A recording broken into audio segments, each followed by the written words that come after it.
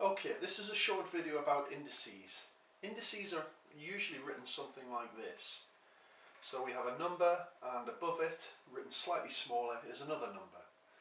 And this is a mathematician's way of writing down repeated multiplications very quickly. So this actually means this. So we have 3 2's, and so we can abbreviate it using index notation.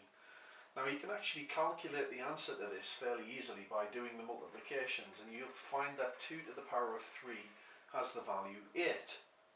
We can come up with 3 numbers and put them in this kind of relationship. I guess the general form would be if we had a to the power of b and it's equal to some other number c. Now the names of these components, just to get them straight, we call this number the base number. The small raised number, like we've already said, we call it an index. The plural is indices, but it might also be known as a power or an exponent or sometimes a logarithm.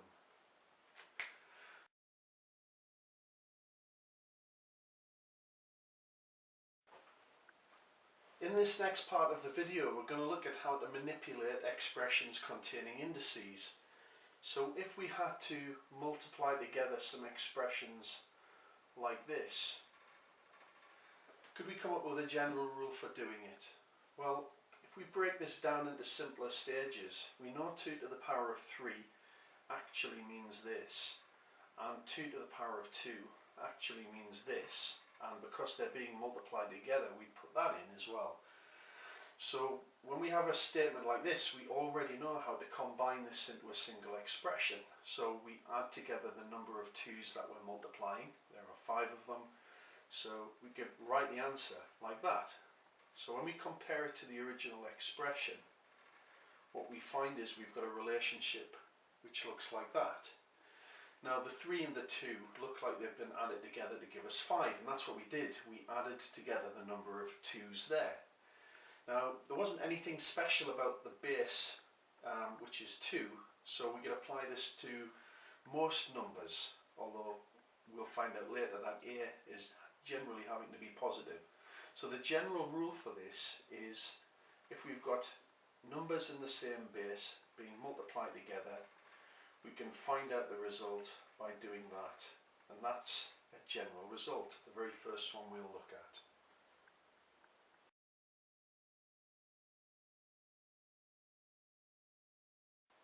We can find a similar rule for division when we're using indices as well. Let's take a look at another example using a different base. So if we had to find the result of doing this, well, this actually means 3 to the power of 4 divided by 3 squared. Again, if we write out all of the multiplications, so this means 3 times 3 times 3 times 3, and we're dividing by 3 times 3.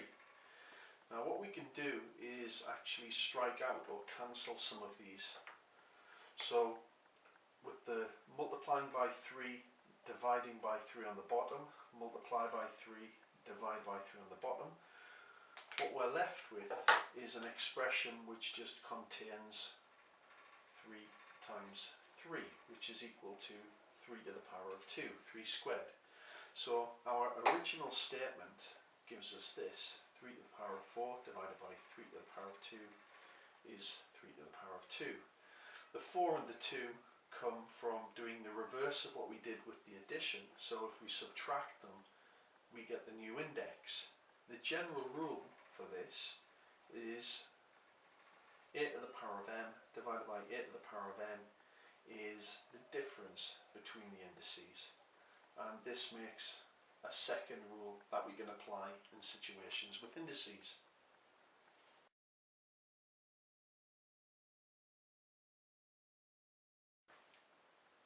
Now we're going to take an expression with an index and we're going to raise it to a new index, a new power, and we're going to see if we can find the rule that allows us to do this very quickly. So the kind of expression I'm talking about would be if we have something like 4 to the power of 2 and we raise that to a new power of 3. Now we understand this to be telling us to take this and multiply it by itself 3 times like this.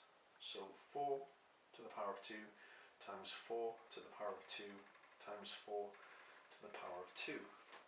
Now we already have a rule for doing this kind of instruction. It was the first rule we came up with. So we get the answer by adding the powers together. So we can simplify this to 4 to the power of 2, 4, 6. So what we did to get the answer from these was actually to multiply the two indices together. So the general case that we might have, where we've got an expression a to the power of n, and we're raising it to a new power of n, we multiply them together and it gives us this. This is a third rule for manipulating indices that we've seen.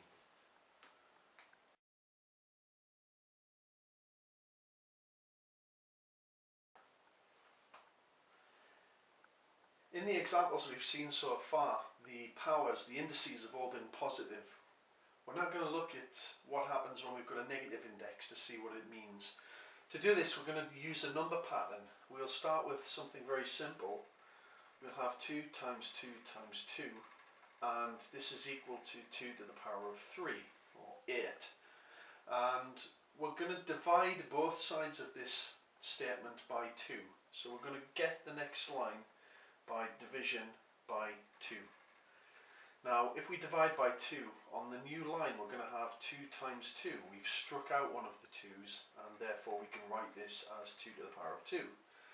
You'll notice that the effect of dividing by 2 in this case is to reduce the power on the right hand side by 1. And that's what we're going to do. We're going to continue this kind of pattern. So if we divide by 2, we're going to be left with just 2 on this side, and on this side we're going to be left with 2 to the power of 1.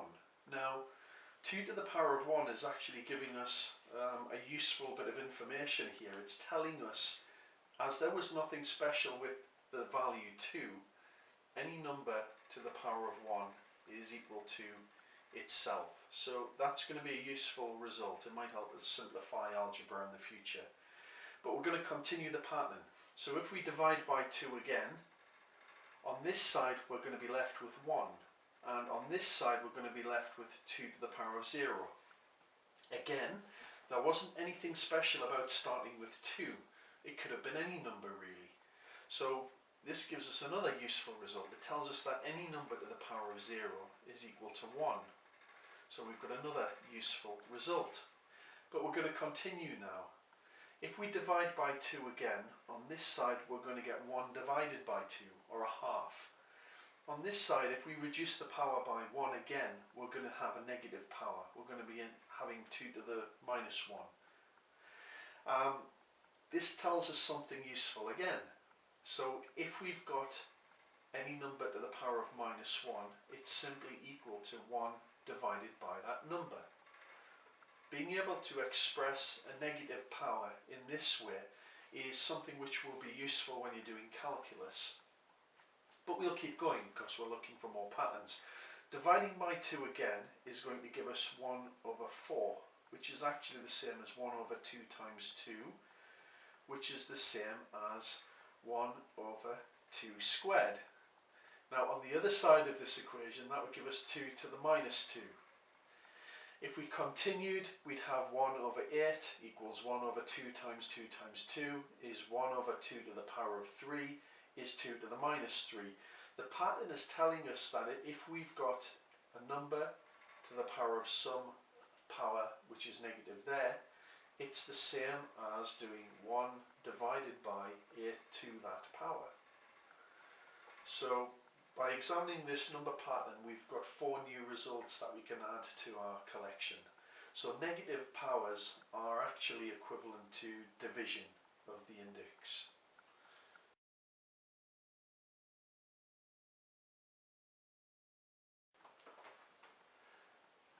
Let's consider some examples where we have a fraction as the power. So take a look at this. If we've got a to the power of a half multiplied by itself, a to the power of a half, We can write the answer down by using the first rule that we developed over here, by adding the powers together. So that's going to give us a to the power of 1, which is just another way of writing a. Now, what does this actually mean? Well, the left side of this, when we've got the same value multiplied with itself, that's another way of saying we're squaring it. So we've got a to the power of a half squared is equal to a. Now, to give a meaning to this part of it, a to the power of a half, for this to be true, it must be that a to the power of a half is the same as the square root of a. If we substitute this into here, we'll get the square root of a squared equals a, and we'll get a is equal to a. So from this we take that, we can write down square roots as a to the power of a half. So this is a useful result as well. Now we can extend this beyond the power of a half. We could make our starting point another fractional power. Let's see if we can make a generalization. If we've got something to the power of a third, we'd have to do it 3 times to get the same result. When we add these powers together, we're going to get a to the power of 1, which is just a. So 1/3, 1/3, 1/3 is 1 using this rule. A to the power of 1 is just a. And again, this satisfies the definition of a cube root. Okay, when we multiply those together like that, what we're saying is something cubed is equal to the original number. So what we're saying is a to the power of 1/3 is actually the same as, this time, a cube root. We could repeat this for any value of n, and we'll get this kind of result. 1/n is the nth root of a. And we could add this to our list of useful results.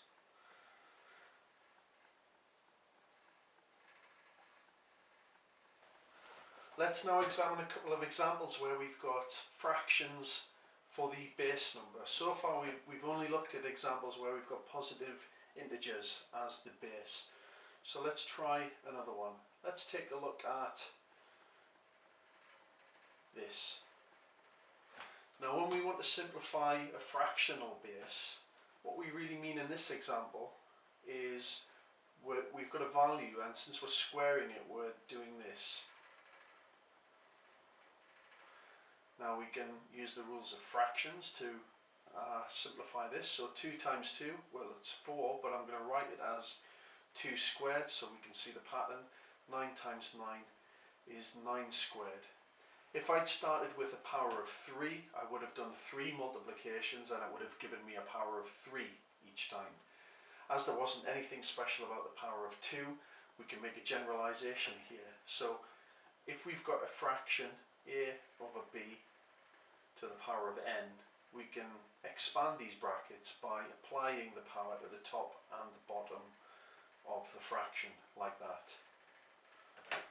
If we've got a negative power, we have to treat it a little differently, but the rules we developed earlier are going to help us to do that. So I'll just remove this and we'll look at an example with a negative power.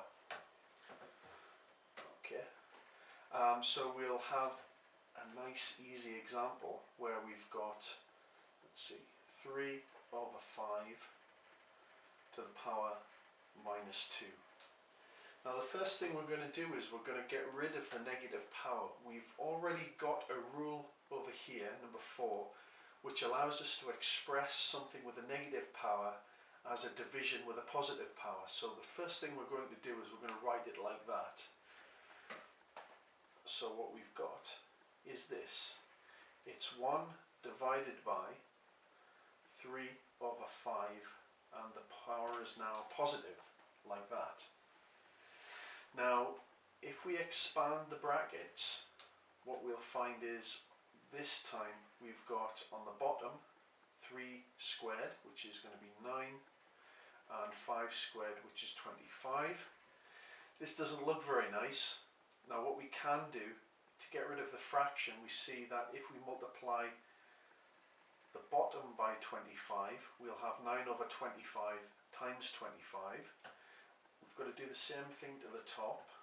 So if we do that, what we're left with is 9 on the bottom, and on the top we've got 25. Now how do we connect that to the original problem? Well, we could do it like this.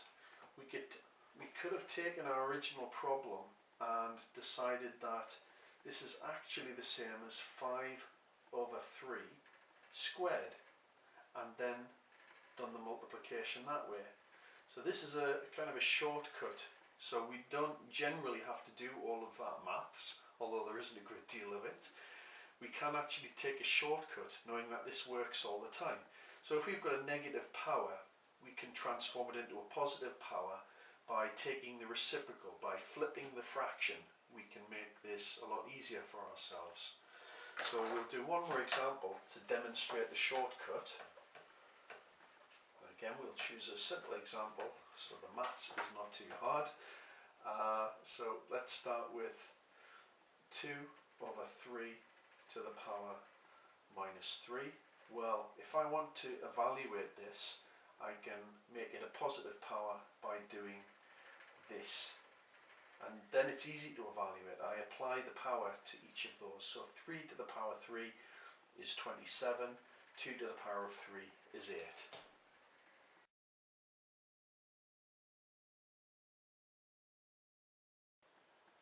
Okay, finally we're going to look at some examples to round off this topic, and we'll simply go through them. Now you might want to pause the video to give yourself time to work them out, but I'm very quickly going to go and work through them. So the first one we'll try is to simplify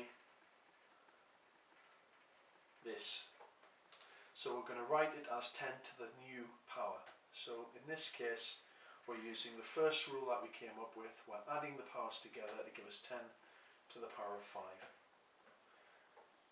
We try out another example with a different base. Suppose we have 8 squared divided by 8 to the power of 5. Again, this is an example of the second rule that we tried, so we're going to subtract the powers. So it's 2 minus 5, which is minus 3. So it's 8 to the minus 3. Third example, again, very familiar rule. When we've got a power raised to another power, we multiply the indices. So this is going to give us 7 to the power of 20, a very big number. Let's make it a little bit more complicated. We haven't tried exactly this kind of problem in the video, but we should be able to work it out. Now, to do this, it would be wrong to just apply the index to the power of 3 in this case, and that's a common mistake done by students on exams. What this really means is we've got 2x cubed times 2x cubed, and we've got to do that 5 times. So the 2 is being multiplied with itself that number of times as well. So when we apply the index to a product like this, we have to apply it to both the 2 and the x cubed part. So our answer is actually going to be, in this case, 2 to the power of 5 multiplied by x cubed to the power of 5. In that case, we multiply the indices, so it's going to give us that. And the final answer to that, 2 to the power of 5, is 32. So the correct answer is 32x to the power of 15. Okay. And finally, let's round it off with this one. Let's have a fractional index with a fractional base. How do we tackle that? Well, the ideal way is to change the negative power to a positive power, and we flip the fraction to give us an easier time. So it's 27 over 64 to the power of 1/3. As we saw previously, 1/3 as a power is the same as a cube root. So this is the same as applying a cube root to the top. 27 to the power of 1/3. On your calculator should give you 3. You don't need a calculator. 64 to the power of 1/3 is going to give me 4. And that's the answer.